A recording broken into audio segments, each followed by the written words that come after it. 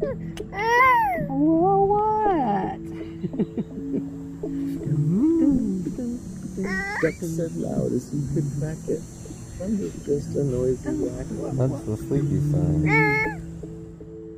Welcome to the Radical Parenting Podcast. My name is Tony Shawcross. Hey, I'm Kara Porba. We've got a special episode this week. Usually we review books about parenting. This week we're going to review children's books. So I've got a whole slew of children's books in front of me, and so does Kara. And I'm really looking forward to this episode. We've been prepping for it for a couple months now. So let's dive in.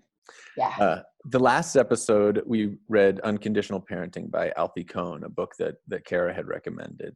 And I really liked it. I'd say, it really just aligns with the philosophy of radical parenting, of non-intervention, or what I've been calling prime directive parenting. And I was annoyed by his book a little bit, because I was like, I'm already sold on this idea of not pulling rank on our kids, not oppressing our kids, not controlling our kids, not finding out better ways to manipulate our kids' actions, but shifting to a whole new relationship with your kids where you end up hopefully not even having to do that. And I kept waiting. Okay, like, how do we do it? How do we do it? And he in a way, he never really said it. He just said you have to kind of fundamentally change your relationship with your child, and you have to be prepping for these kind of tense situations way before the situations come up. And so one of the things that I wanted to propose, I think is a good idea, comes from some research I did when I was first trying to develop my own philosophy on parenting. I kind of wanted to find a way to not say no to my kid. I want my child to have a lot of confidence, a lot of self-love, a lot of self-direction, and not accept external guidance that would be in conflict with their own moral compass and their own decisions. I want them to learn to make their own decisions and not rely on their parents or their teachers or anybody else to tell them what's right for them. So at one point, I decided to start taking note of every time that I heard a friend or a sibling. I had just had my third nephew, fourth of my nieces and nephews born. And I wanted to take note of every time I heard parents say no to their kids, and then tried to categorize it. And so, you always think, it's for the safety of the kids. And that was definitely part of it, but that was very few and far between. I think a lot of them were situations where you're saying no just because you're in public and you're maybe embarrassed, or your child is doing something you wouldn't do, or bothering people at a concert. Not bothering. Everyone loves to be approached by kids at like Jazz in the Park or something. But I wanted to find a way to eliminate all the times that we say no. And Alfie Kohn says in his book, he says, instead of asking or how to better, control and manipulate your child, you need to be asking, why is it so important to you to have your child do this thing in the first place? Like, is it really important that they clean their room every day? Is it really important that they make their bed? And so, yeah, I felt like I could eliminate almost every time that you say no to your child, except for the safety ones, which were so few and far between, if I just normalized the conversation with my child of thinking of other people's feelings. Every time that there was a valid no, it was just your child failing to consider other people's feelings. They're taking the toy, they're scratching someone else's property, they're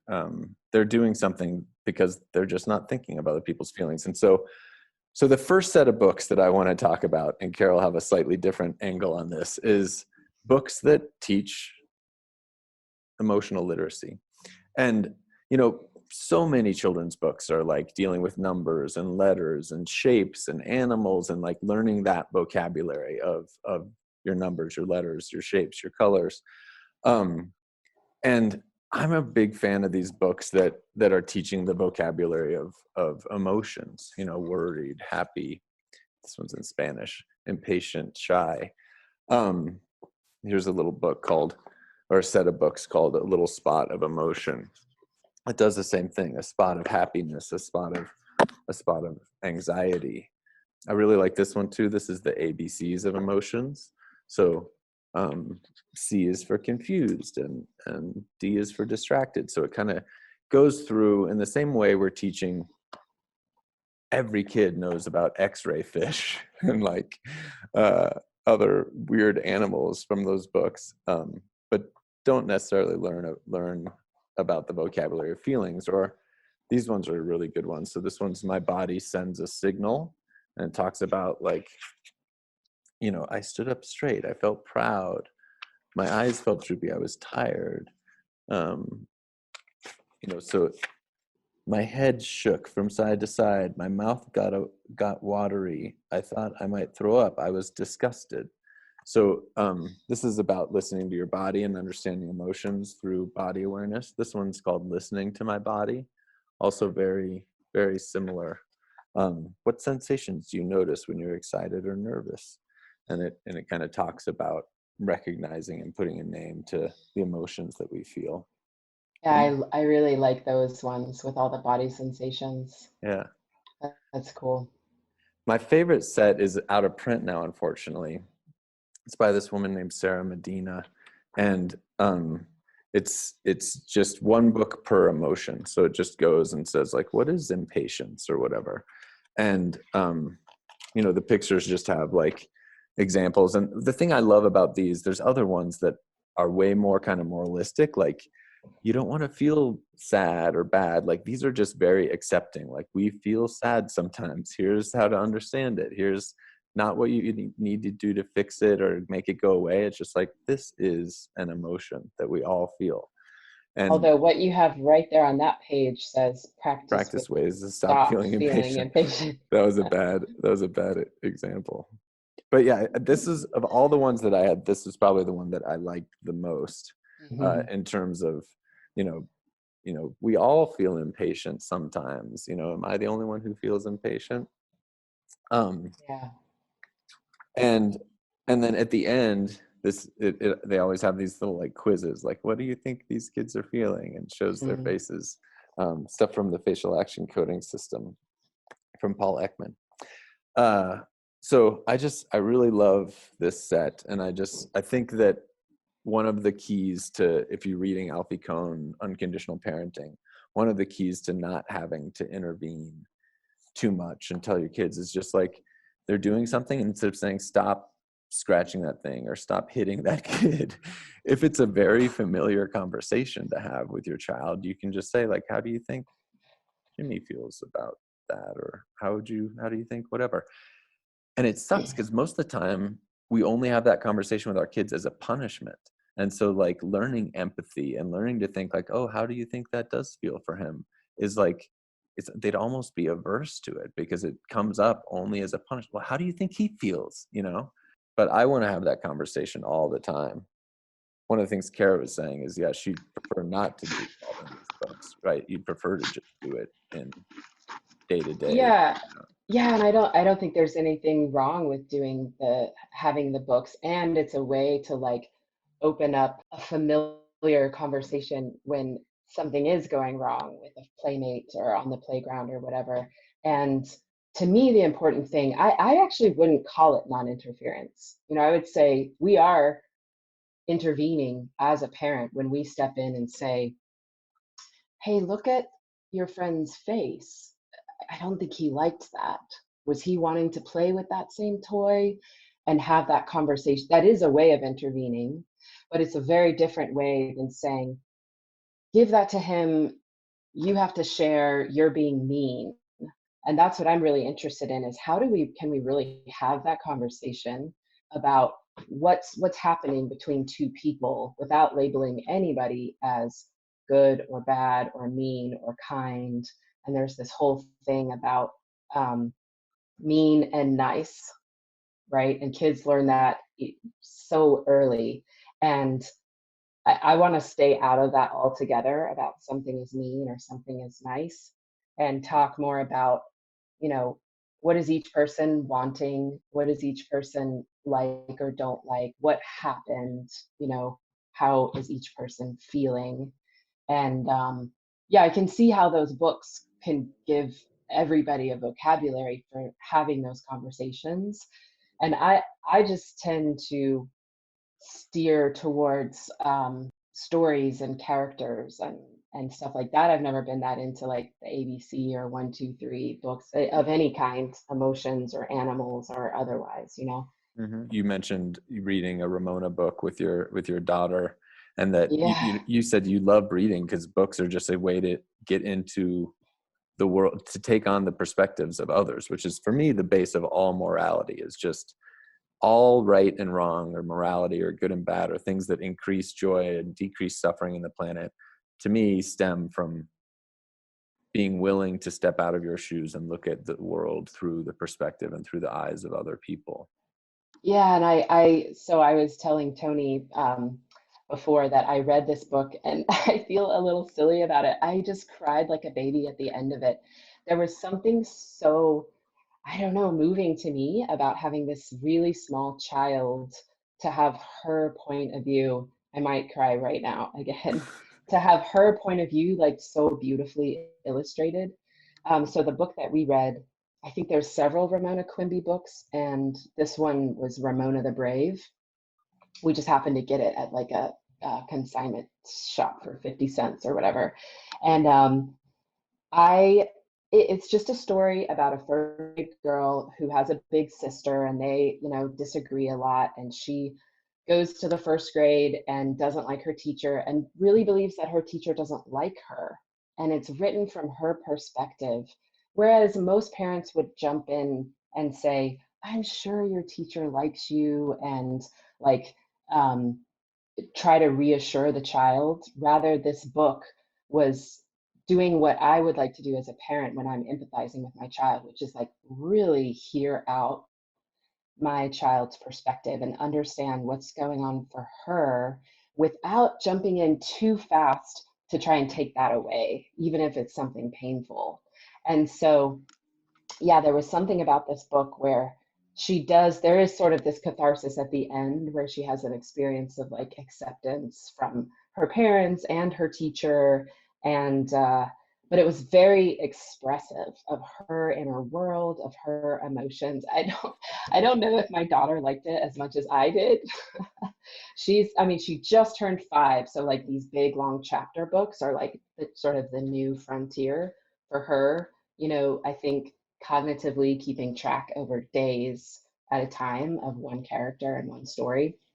And yeah, I think that's so beautiful to have a child be able to experience a piece of literature that is really expressive and moving for them, that depicts a person of their age, you know, Yeah. roughly their age. For me, yeah, that's why I love film. That's why I love movies. It's just a way to just like, yeah, really sit in another perspective other than your own. So, and yeah, like you had mentioned, I think there's so many ways to do that and to normalize that conversation and to encourage your child to think about other people's feelings. We mentioned in the first episode when we were talking about prime directive parenting, you and I both watched Star Trek: The Next Generation. And I remember when I was first reading these books and first reading about Paul Ekman, who designed the facial action coding system and was, at least at one point, just like one of the foremost experts in reading people's body language and facial expressions. They made the TV show called Lie to Me based on him. Mm-hmm. I came across it because I used to teach an animation class here, and so all the animations that talk about like how to make really subtle emotional facial expressions in your characters um, comes from his work, from the facial action coding system. And that stuff is actually really universal, that people that don't speak at any language or speak different languages or from different parts of the world, a lot of that stuff is just truly universal. You can normalize that conversation. You know, what do you think he's feeling? What do you think she's feeling? And I think that children are like geniuses at picking up this super subtle stuff. So Mhm. I imagine as adults, we often think kids are, you know, not able to. I mean, the truth is, at young ages, children are very egocentric, Mhm. but that doesn't mean that they're not noticing or picking up these cues. I went on another tangent, but we had Uh-huh. talked about Star Trek: The Next Generation. I remember thinking Deanna Troi, in a way, kind of had a superpower in that show. She was like the ship's counselor, and her her mom and father, I think one of her parents was human, the other was some race that is psychic in some way. And so she had kind of this superpower. And I remember when I was reading about Paul Ekman and the work he did, which is really, it is not normal. I mean, his ability to read people, that's why the FBI hires him to train people. And it's a very unique skill set that takes practice. It's not something I don't think our to some extent, of course, all of us are born with. It's been evolved into us for billions of years, but it is a skill you can hone. And in my opinion, a lot more useful than learning what a koala is. Yeah. But And we this don't is ever really practice it. yeah. And this is an interesting, I think, um, point where, you know, we talk about not interfering with our kids and letting them be their guide and stuff. And this is a way in which, you know, we are promoting our values that we value. And so the trick is, how do we do that um, without um, labeling good and bad and right and wrong? You know, that we value paying attention to what other people think and feel, and we're Mhm. coaching our kids on that a little bit. Yeah. I mean, to me, it was actually the way of not moralizing. Like, to me, the root of all good or evil, and I don't think there is universal good and evil, but the good and evil in my book is all rooted from an understanding of the joy and suffering it causes out there in the Hmm. world. And so for me, it was just thinking, I don't need to moralize, I don't need to teach any kind of ethical code to my children if my children are practiced at considering the feelings of others. Yeah. And maybe it's because it's also a deficiency of mine. I don't really know. Well, and also I want what to practice it myself. this is super fascinating to me, so I could go off on like a tangent here. The interesting thing is, when someone is feeling pain or sadness or disappointment or frustration or whatever, then the question is, well, what do we do with that when we notice that? Does that automatically mean that, you know, my child should give that child the toy that they were wanting? I think kids can simplify it into like, if someone is sad, then I did something wrong, you know, Mm-hmm. or if my mom is upset, then I'm now bad or something. Mm-hmm. So it's like noticing that stuff and also being able to kind of to be empathetic, but also to have some like ownership, you know, of like, if someone else is having their feelings, I don't necessarily have to do anything. And it also doesn't necessarily mean anything about me. Yeah, and I think too that becomes a lot easier when you are aware of all these different feelings. I don't think concentrating on feelings then makes you would necessarily then make you take on the weight of that much more. I think in a way it could Yeah, be the no, not opposite. necessarily. Yeah. Yeah. Just depending on how we approach it, I think. Yeah, it's such an advantage to cooperate with people. And so I do think that it's just evolved into us. It's evolved into us to connect with people, to develop theory of mind and understanding of other people's perspectives. It feels good. Even when you're getting in touch with someone else's sadness and anger. I mean, I'm sure you've had that experience, just like the connection with another human, even of them experiencing an emotion that doesn't feel good to you, still feels good, at least to me. Yeah. So we can, I think, trust our kids that maybe not every time, every circumstance, but that like they're going to have a basically compassionate response to other Yeah, people, like yeah, somewhere intrinsically built in. yeah, exactly. Yeah, there was this PBS Kids app. It's like one of the only apps I'll let her have on her Hmm. Kindle. And there's this Daniel Tiger app inside of it with all these different games you can play. And one of them that she chose was like all about emotions, you know. And I didn't look at it that closely, but it was like, you know, pretty basic emotions, I think. And I don't know if there were little stories that go along or facial expressions, but, you know, yeah. And I think like talking about that stuff is so good. And the fact that she chose that, I was like, cool, you know. And Yeah. those books, like the books that you're talking about, I could see reading those, you know, once or twice. It's probably not a book I would read over and over and over and over again, you Hmm. know, like some of the story books. Hmm. We'll see. Yeah. He's still a little young for any of them, but I'm still already reading them to him because Yeah, you never know. Kids glean a lot more than you think they do. Totally. So I have a book that I want to show off. Shall I go into that? Yeah, we were going to go into like a bunch of our favorites, books we dislike, recommend, don't recommend. We both have lots of books here. One of our all-time favorites that we've read over and over again is Sylvester and the Magic Pebble by William Steig. And then eventually I realized he had written a lot of other books too. So here, this is Amos and Boris, which is one of our more recent ones. Mm-hmm. And it's about a mouse and a whale. One of the things I love the most is his language. It's just like really great words, like it's super descriptive. It sounds artistic to me. The language is beautiful and it's not like dumbed down for kids. So like even at the beginning, Amos, a mouse, lived by the ocean. He loved the ocean. He loved the smell of sea air. He loved to hear the surf sounds, the bursting breakers, the backwashes with rolling pebbles.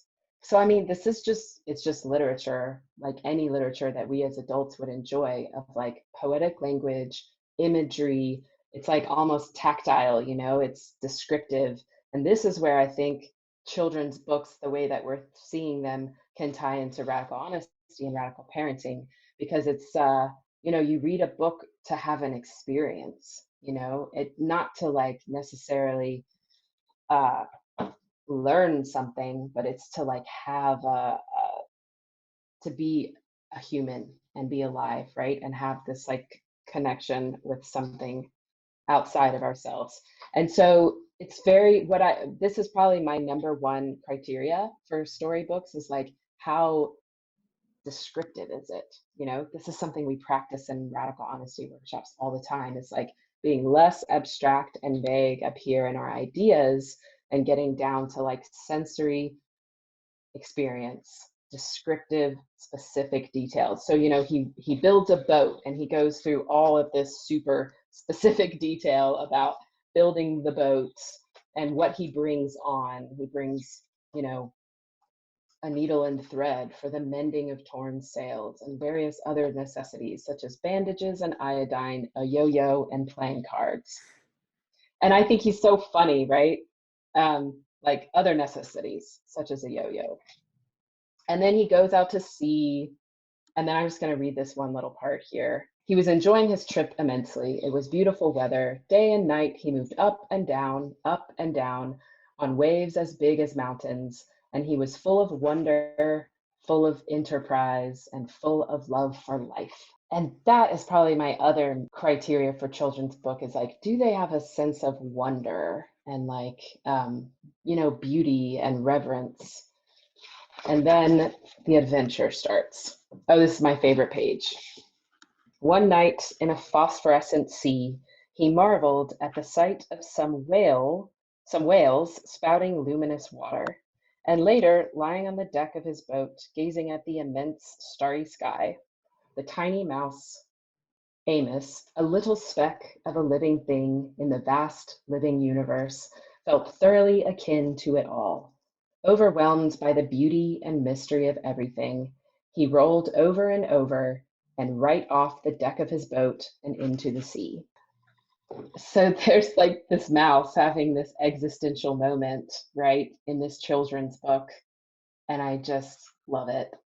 So he rolls off, and then in most William Steig books, there's like a suicidal moment where where the creature or the character like thinks, would it be easier to just lay down and die? Like Amos starts talking about, what would it feel like to give up and drown? And you would think, oh, let's like shield our kids from that. Mm-hmm. But it's in every one of his children's books, William Steig. And I sort of love it now, where there's this existential thing.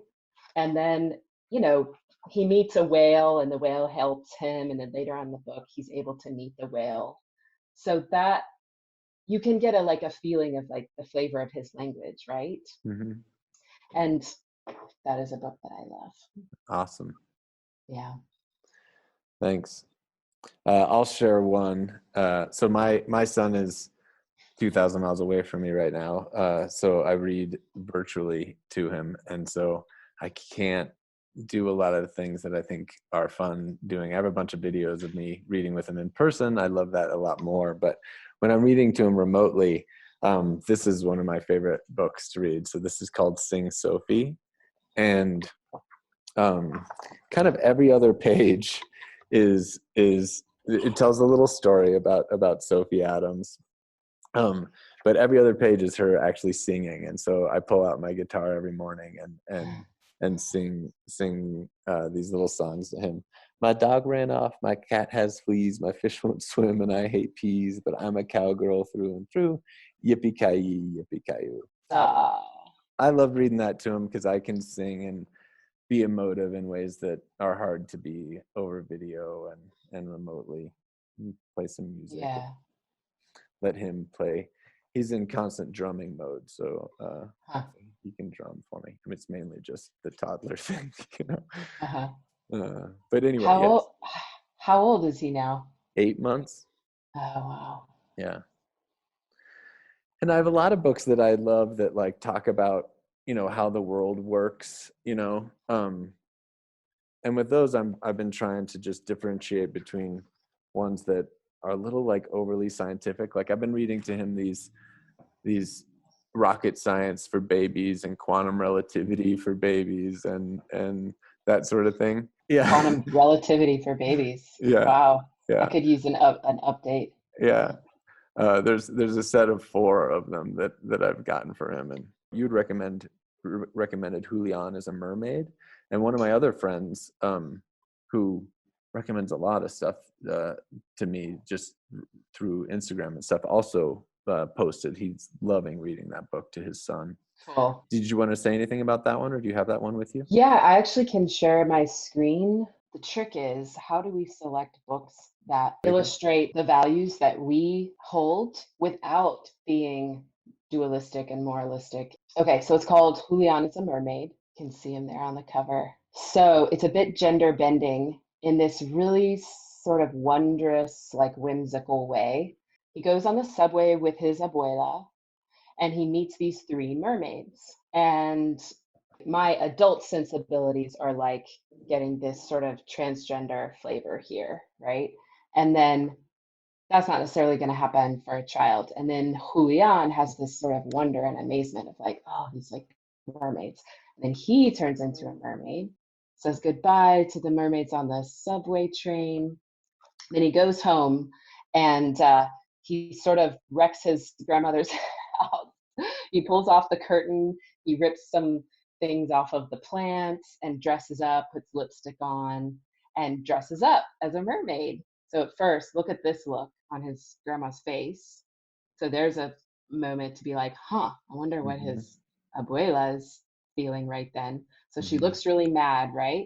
But then his abuela comes back with a gift, gives him a necklace. Just like the fish did. Yeah, yes, exactly, with the same pattern as her dress. And look at their faces here. Look at Julian's face. And she takes him to the parade with all the mermaids. And she says along the way, we're going to be with the mermaids like you, Mijo. Let's join them. And they go on this. So there's like no sort of, there's nothing moralistic here to me. There's just this sort of like door that opens for this little boy when he meets these 3 mermaids on the subway, and he feels drawn to them, and there's this sort of wonder, and he goes and joins and then they have this big parade, so it's expressive and lively and celebratory, right? Okay, I'm going to stop sharing there. Yeah, I love that one. Until my child has like an understanding of the difference between like fantasy and reality, I'm personally not going to pick books that are too steeped in fantasy. I love that one where he like has this fantasy. He's on the subway having this thought and daydream about turning into a mermaid. But it's kind of clearly a fantasy. I'm going to show one that I don't really like. So this is the Wizard, the Fairy, and the Magic Chicken. And first, it's just not like really relevant to the way the world works, but also, you know, like there are these monsters that are bad, and at least in a lot of books, monsters end up being just shades of gray or, you know, really good in some way. But with this one, you know, the monsters are bad, the fairies are good.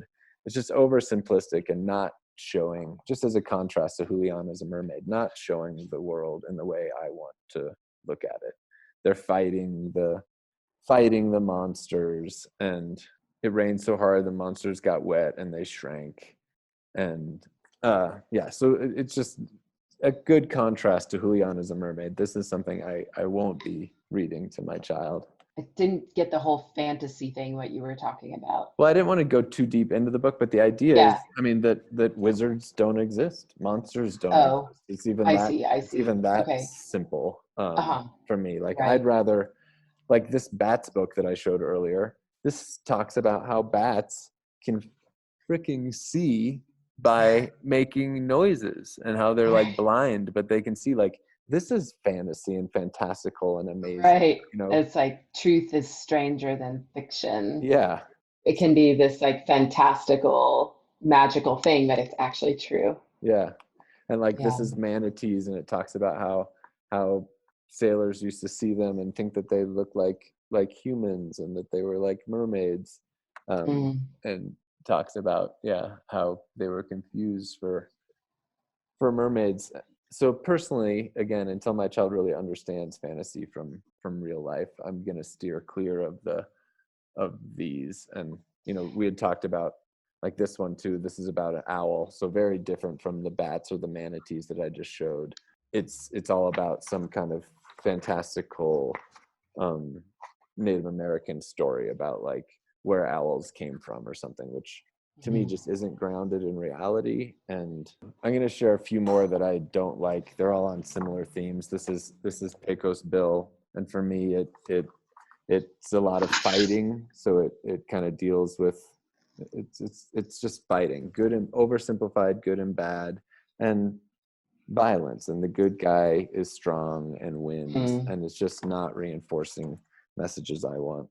Right. And that always happens, right? The good guys always win by brute force, no less. And a lot of these books have good things too. This is another one. There's good things about it, but this one really reinforces gender roles to me, and I don't really want. I'd rather a book like Julian as a Mermaid that doesn't overemphasize that. This is a cute little, totally harmless book if you see a kitten, but you know, like it's if you see a pig, you say "pu." If you see a slug, you say "yuck." You know, if you see a kitty, you say "ah." So it kind of like tells us which animals we're supposed to like and which animals we're supposed to be scared of. You see a slug, you say "yuck." And yeah, I want, if my kid loves slugs, I want him to love slugs.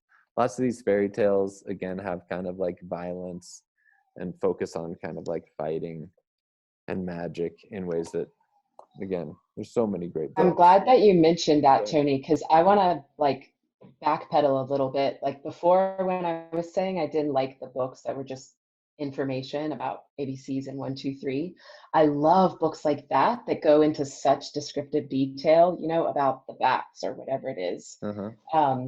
And that's a place where, you know, I think kids can get really enthralled with like this stuff that's actually true, right? I mean, it's science and biology and whatever, but we can go into this really descriptive, concrete detail that they can really grab onto and relate to.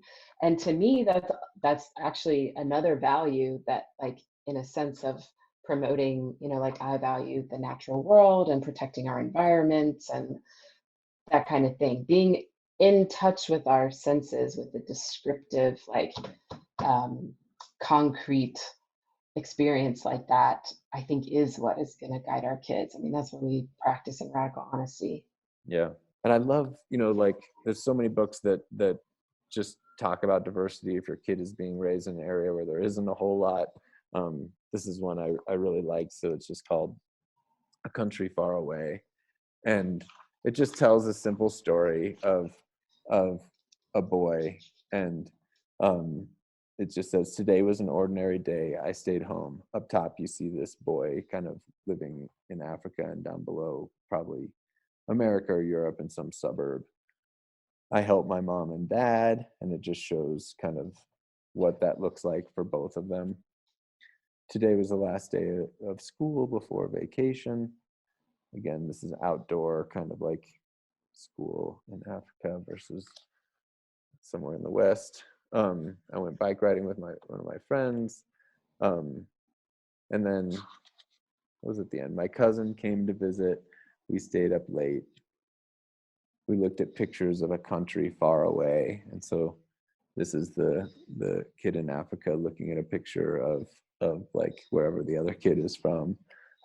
The kid in Europe or the US looking at pictures of Africa and says, I'd like to go there someday and make a friend. It's a cute. Oh, cool. I love that one. I wrote that down so I can get that. Yeah. It looks to me like the illustrations are quite detailed. Like you could really spend some time looking at each one of those. Yeah. There's so much And going on. yeah, that's really cool. Do you have any others you really wanted to share? Yeah, well, there is one that I want to do that I don't like. Mm-hmm. I'll do that quick. So, like that one that you just shared, what's so cool is that the illustrations are like a child is gaining so much by without words or messages or explaining. They're just looking at illustrations and seeing all these, differences and out of a curiosity. And I'm big on, beautiful illustrations. Like Julian as a Mermaid is just so gorgeously drawn and illustrated. And there was this one book, I'm going to share my screen again, that I was super excited about. I like reserved it and put it on hold and everything at the library. And it's called We Are Water Protectors. Let me share my screen with you again. And like, I almost feel bad talking about all these books that we don't like. But to be honest, when I go to the library, well, we can't go anymore, but I spend like a lot of time sorting through books, and probably 90% of the books that I come across, I don't check out because they just like don't meet what I'm looking for. So, I think parents who are really conscientious in this way you're going to come across tons of books that you don't like, and you're trying to like filter through the rubble for the gold. So We Are Water Protectors. Can you see this? Yep. Okay. Water is the first beautiful illustrations. I mean, like gorgeous. Like I would like cut these pages out and put them on my wall, right? Mm-hmm. Water is the first medicine, Nokomi's told me. We come from water. It nourished us inside our mother's body. So that's pretty specific and pretty like relatable. A child can look at this picture and like, no, yeah, I was a baby in my mama's belly once upon a time. But when we get into this stuff about it nourishes us here on Mother Earth, okay, well, how? How does water nourish us? We drink it, but that's pretty basic, right? Water is sacred, she said. Okay, so how is water sacred? It's very kind of general abstract, like up in the idea sphere. And then this is a refrain that happens. We stand with our songs and our dream and our drums. We are still here. So that has some emotional resonance for me because I read We Are Still Here and I think about, Native American peoples being decimated and horribly mistreated. And my daughter doesn't know about any of that yet, and she's not going to learn about it quite yet. So that means nothing to her, right? So this beautiful poetic thing, it's just not going to get through to a child. The river's rhythms run through my veins, runs through my people's veins. It's a beautiful idea. It just doesn't do anything for a kid, I imagine. My people talk of a black snake that will destroy the land. We know as adults that the black pipe is an oil pipeline, right? My daughter was so confused when we read this. She couldn't figure out, like, is it a pipe? Is it a snake? What's going on? Anyway, it goes on and on like this. Very, very abstract. And at the very end, it looks like a protest, but it doesn't actually, okay, sorry, there we go. I don't have it turned the right way. We are water protectors. We stand. The black snake is in for the fight of its life. So this, I would like love to teach my daughter about social protesting and what does it mean to stand with other people? What are you doing? Who are you standing against? What actually happens when people protest? And like none of that detail is in here, right? So I see this and I know as an adult that this looks like a protest. For my kid, you know, not that there was nothing in this book for her.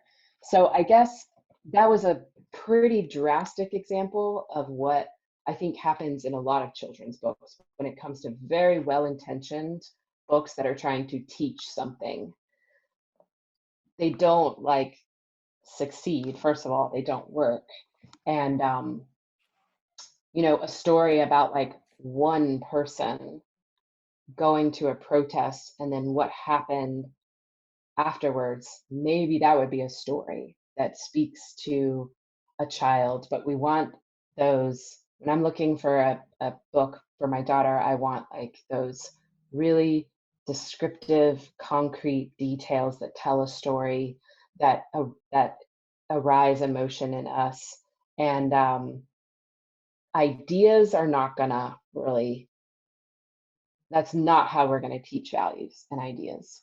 For me, yeah, books that explain how the world works and help him familiarize himself with that and fill him with wonder about, you know, figuring out how the world works. I just prefer so much more than kind of fairy tales that may in some roundabout way kind of maybe teach something valuable. But you know, I'll show some other examples on this same topic. So like this is Cactus Hotel. Just going through the whole kind of life cycle of this cactus, you know, that the squirrel ate the seed and then slowly it grows, and then, you know, birds and bees are kind of eating off it. This bird makes a home in it. Sorry. You know, all around the desert there's holes of every size for foxes, for ants and mice and lizards and snakes. And then, you know, eventually the cactus dies. So it goes through the whole life cycle of this cactus, and it dies, and it says after many months, you know, there's still like ribs, they're home for insects, and a ground snake huddles in its shadow. So yeah, I like books like this that talk about how the world works.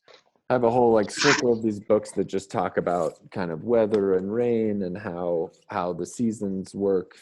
The Arctic song, my favorite time of the year, first comes spring.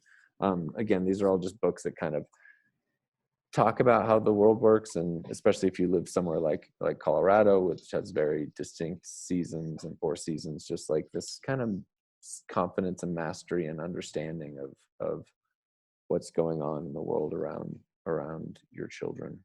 Yeah. I have one more, but I need to Yeah. go in the other room and get it. Okay.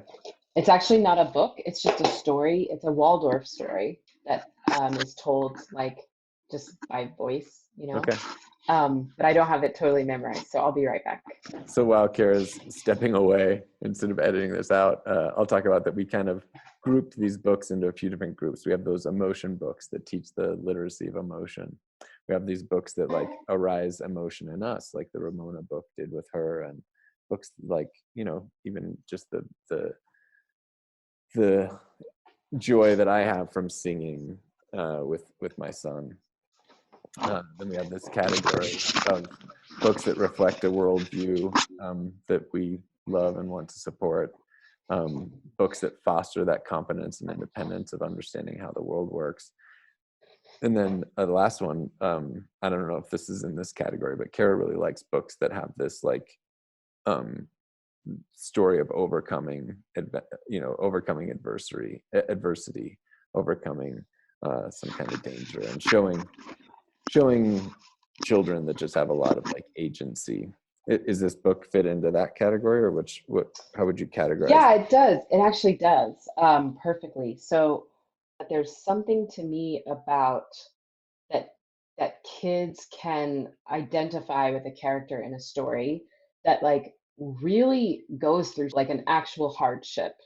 And maybe I'm fixated on that because I sort of have this thing inside me that's like, oh, but I need to maybe like shield my child from, danger, struggle. or even reading about danger or struggle, right? Hmm. And so, yeah, and I think it's really therapeutic in a way to like be able to have that. Like kids so often are so powerless, right? When they're little, like ours are. And it's to be able to identify with this overcoming, this being of agency in themselves. I love that a lot of kids' books, the adults are like totally over there like somewhere, like you Charles know. Schultz or the Peanuts or whatever, where they don't even Yeah, speak the same language. yeah, and it's like the kids have this whole world where, yeah, Wow, wow, yeah, wow, wow. they don't even speak the same language. And I just think that's so cool that kids can have this world where they are completely in the cause and effect of you know, on their own with this sort of independence of this story is a little bit differently, but so this ties in two ways. That sort of thing about sort of like going out into the world on your own. Hmm. This is for small children, but also in terms of, I have the same feeling as you, Tony, with the fairy tales. A lot of fairy tales, I just can't get that into it. It's too like fluffy or abstract. This is kind of an allegory, I guess maybe you would say. Hmm. Waldorf education is really into stories as being therapeutic and being allegorical, but there is a that concrete element to it. So What is anything it? you You want to haven't told say us. before I start? Okay, No, I'm you going to haven't read it told to us you. what it is. I won't do the whole thing. So I don't even know the title of it, but it's this story that I got from my kid's school when she was first starting school. Okay, there once was a little red hen. She wandered all around the barnyard and scritched and scratched on the ground, searching for tasty tidbits to eat. Sometimes she took a sip of cool water from the sparkling brook, and sometimes she clucked together with the other hens. One day the little red hen laid a round, shining egg in her nest. She knew that this was a very special egg, and she fluffed up her feathers and sat down right on top of it to keep it warm. There she stayed, and she did not wander around the barnyard any more. She didn't search for tasty tidbits to eat, she didn't sip cool water from the brook, and she didn't cluck with the other hens. Inside the egg there was a little chick. It was so wonderfully warm and cozy inside the egg, and the little chick felt so happy there that she decided she never wanted to leave. The little chick began to grow, and soon the egg began to feel a bit cramped. But it was still so wonderfully warm and cozy inside the egg, and the little chick felt so happy there that she still didn't ever want to leave. The mama hen kept sitting on her egg, but she was beginning to feel hungry for some tasty tidbits from the barnyard and thirsty for a sip of cool water. She began to miss clucking with the other hens. Inside the egg, the little chick kept on growing bigger. She was feeling more and more cramped inside the egg, but it was still so wonderfully warm and cozy inside the egg, and the little chick felt so happy there that she still didn't ever want to leave. It goes through a couple more cycles of this, and then at the end, she began to wonder what it was like outside of her egg and what the wide world was like. She wondered what the wide world was like and what kind of adventure she could have there. She was a very brave chick, and gathering up all of her courage, she began to peck the shell with her strong beak. She pecked and pecked until she had made a tiny opening in the shell, and the light of Father Sun streamed in. Excitedly, the little chick pecked and pecked to make the opening larger. Then the little chick jumps out and searches for tasty tidbits to eat and sips from the cool brook and does all of the things. And the mother hen also does those things. And the very end is when Father Sun went down behind the hills, the mama hen came to find her little chick. Then they snuggled up together as warm and cozy as could be and went to sleep in their nest. So that's considered called a protection story, like in the Waldorf education world. And so there is something allegorical about it, obviously, for children who are going off to school for the first time. And it's a bit therapeutic for the parent as well. Might say the mama hen is like sitting on the egg, like wants to go like cluck with her friends, right? And so I think there is a way to do allegory where it is specific and concrete and sensory enough that a child will glean something from that, even though it's not like bang on your head obvious. Mm-hmm. Yeah. Great. You had also said something about William Steig books and Brave Irene and just children having agency. Do you want to say anything about those? Yeah, so and the one that I chose, this is a William Steig book, The Amos and Boris, that I Mm-hmm. read, and his other books that we love are, Brave Irene and Sylvester and the Magic Pebble, Mm-hmm. where, there's like a really serious thing, like you fall off your boat into the ocean and you're basically going to die if something doesn't come along and happen. Mm-hmm. And all of those books have that element where there's some real obstacle that the character overcomes. Yeah. Mm-hmm. So there's like a real adventure, I think, for the child. On that note, one of my favorites and one that I bought for Arlo is this Mr. Rabbit and the Lovely Present. It's Charlotte Zolotow. It's illustrated by Maurice Sendak, the one who did Where the Wild Things Are. Nice. Both Alfie Kohn and Janet Lansbury talk a lot about sports casting. I think that they don't all use that language, but it's essentially just like not drawing conclusions for our children, not teaching, not doing anything, just kind of like putting words to the experience, letting them know you're there with them. Like, I see you're really struggling with that, or I see you shaking that rattle or whatever. It's just, they say that's kind of one of the best ways to interact with your child. And I loved this book. So this is like this little girl, and this kind of fits in your idea of like needing agency. And she comes to the rabbit. She's like, I want your help, Mr. Rabbit. And he's like, help, little girl? I'll help you if I can. I'm just going to read a few lines and just pay attention to what the rabbit's response is to her every time. So she says, yeah, Mr. Rabbit, it's about my mother. Your mother? Said Mr. Rabbit. It's her birthday, said the little girl. Well, happy birthday to her then, said Mr. Rabbit. What are you giving her? That's just it, said the little girl. That's why I want help. I have nothing to give her. Nothing to give your mother on her birthday, said Mr. Rabbit. Little girl, you really do want help. I would like to give her something that she likes, said the little girl. Something that she likes is a good present, said Mr. Rabbit. But what, said the little girl. Yes, what, said Mr. Rabbit. She likes red, said the little girl. Red, said Mr. Rabbit. Well, you can't give her red. Something red, maybe, said the little girl. Oh, something red, said Mr. Rabbit.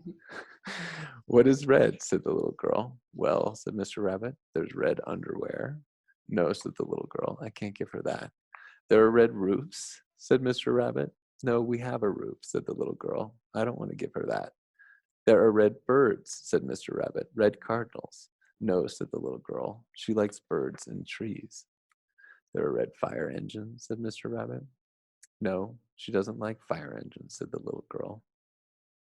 So the idea is like, he's kind of adding nothing. He's just there with her for her own discovery, for her own experience. So she finds red apples. So there are red apples. And then, well, what else does she like? Well, she likes yellow. Oh, you can't give her yellow. So it kind of goes through that exact same thing. There are yellow taxi cabs. I'm sure she doesn't want a taxi cab, said the little girl. The sun is yellow, said Mr. Rabbit. I can't give her the sun, though I would if I could, said the little girl. A canary is yellow, said Mr. Rabbit. She likes birds in trees, said the little girl. I already told you that. Yeah. That's what my daughter would say. I And told you that twice already. that's what Mr. Rabbit says. That's right, you told me. Well, butter is yellow. Does she like butter? We have butter, said the little girl. So then they find bananas and they give her bananas.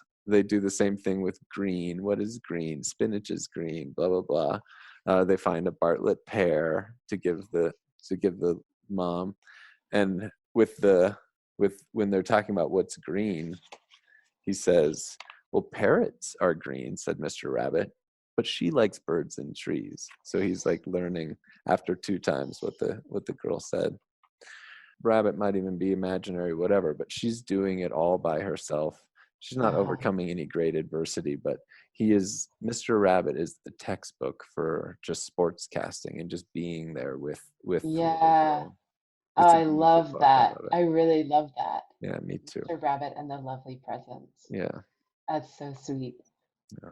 Yeah, I do. I love that. I'm gonna get that book too. I love doing that with my daughter.